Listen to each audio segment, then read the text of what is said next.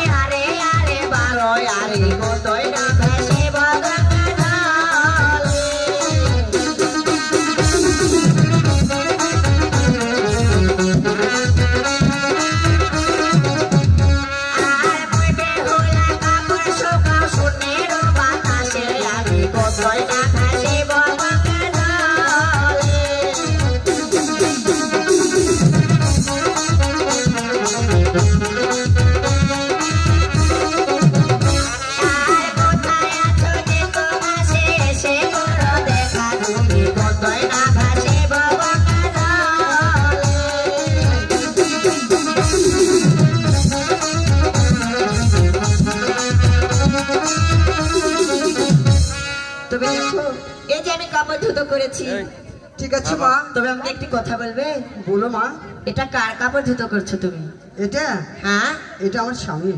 তোমার স্বামী? হ্যাঁ। তোমার স্বামীর নাম বলতে পারবে তুমি? হ্যাঁ। তোমার স্বামীর নাম কি? শিব ঠাকুর। শিব ঠাকুর?